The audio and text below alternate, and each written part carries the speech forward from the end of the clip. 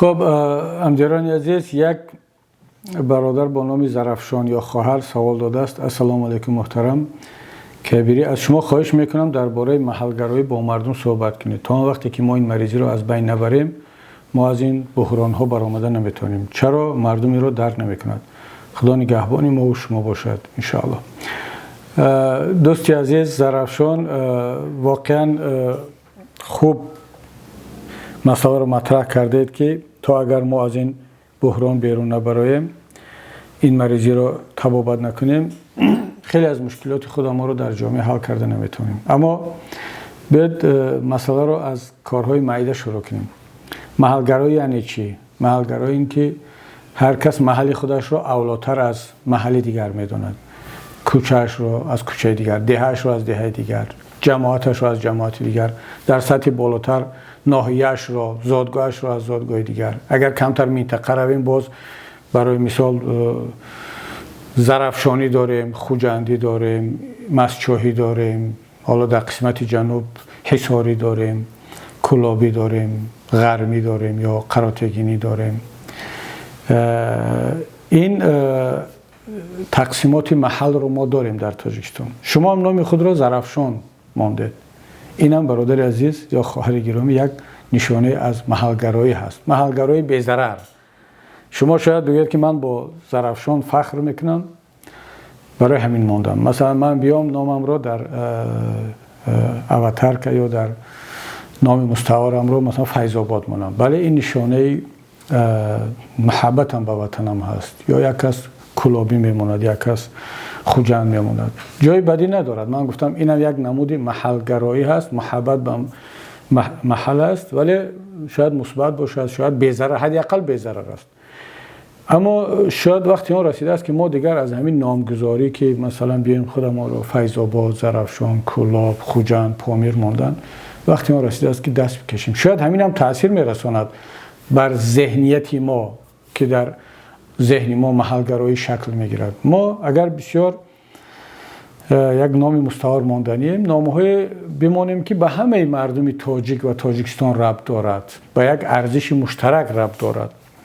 ولی باز تکرار میکنم، این یک اشاره بود، خیلی بی‌ضرر است. اما شما ببینید ما چگونه با محلگرایی در تاجیکستان مبارزه میبریم وقتی که محلگرایی تبدیل به سیاست دولتی هست.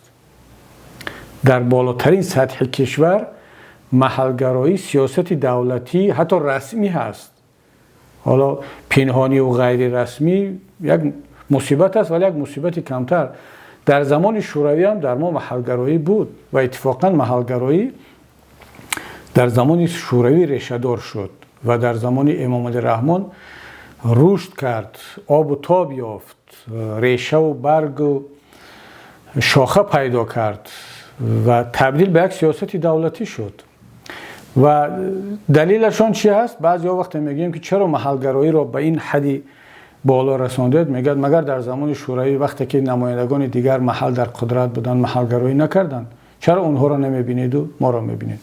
بله، شاید در اون زمان هم محلگرایی بود از طرف کسانی که قدرت در دستشان بود. خب پنهان نیست که حداقل 40-50 سال اخیر در زمان شوروی رهبران اولی تاجیکستان از یک محل، از یک گوشه تاجیکستان بودن. اما از روی انصاف بیاید بهاگذاری کنیم. من پشتیبانی از کدام محلی نمی کنم و اصلا محلگرایی را در زمان شوروی هم محکوم میکنم. خودم دانشجو بودم، در دانشگاه میدیدم، چون زادگاهی من منطقه نزدیکی دوشنبه هست، مرکز است و احساس میکردم محلگرایی از طرف همه، نه تنها از کسانی که اون وقت قدرت در دستشون بود در تاجیکستان، از دیگر منطقه تاجیکستان هم از استادان احساس میشد. اما اینم از روی انصاف قبول کنیم که محلگرایی اون زمان در مقایسه با محلگرایی امروز اصلا هیچ چیزی نیست، یعنی یک تأثیری ندارد، یعنی مقایسه شونده نیست. و محلگرایی اون زمان در سطح دولت و سیاست رسمی نبود. اصلا ببینید دوستان خوجندی، یعنی حالا آشکارتر بگیم، قدرت در دست حداقل سطح بالا در دست زادگان خوجند بود. برای خوجند چیکار کردن اونها؟ 50% که امام رحمان برای دهه خودش کرد برای یک ناحیه دنقره، مردم خوجند در این 70 سال شوروی نکردن. یادم نرود که خوجند قبل از شوروی هم در زمان امارت بخارا، که خوجند جزء امارت بخارا نبود، در سالهای آخر جزء وقتی روسیه پادشاهی آمد ضبط کرد در منطقه مستقیم به مسکو اطاعت میکرد. در اونجا حتی راه پاییز ساخته بودن که در بخارا نبود اصلا. در خوجند اینفراستراکتورای صنعتی شکل گرفته بود و بورژوازی محلی شکل گرفته بود. کسی اگر تاریخ بخارا، تاریخ قوقند، تاریخ خیوه، تاریخ روسیه پادشاهی تا بلشویکا را اگر خوب خوانده باشد، شما عینی را بخوانید، شما احمد دانش را بخوانید، سرچشمه‌های دیگری تاریخی را بخوانید، خوجند در اون زمان پیشرفته بود. نه تنها از دوشنبه یک دهه بود اون زمان، خوجند شهر بود. از حتی در بعضی مسائل از بخارا و سمرقند هم پیشرفته بود، چون تاشکند و خوجند اینا شهرهایی بودند که با سالهای آخر دیگر به امارت بخارا اطاعت نمی‌کردند، مستقیم در بعد از جنگ زیربلاق به تابعیت روسیه در آمدند. خب یعنی کسی بگوید که خوجند در زمان شوروی آباد شد، بله آباد شد. هم زمینش در زمان قبل از بلشویکی بود، بعد هم باید اینم قبول کنیم که مردمی زحمتکش خوجند با سواد، مهنتکش آباد کردند و امروز هم آباد کرده ایستادند. قدرت در دستشون نیست، ولی خوجند یکی از شهرهای پیشرفته است. این رو نباید ما انکار کنیم. اما وقتی که امام علی رحمان همچون پرزیدنت در پیش چشم مردم از بودجه دولت، از بودجه تاجیکان، اون زمان یک قسمی بودجه از مسکو می آمد، قسمی بیشتری بودجه از مسکو می آمد.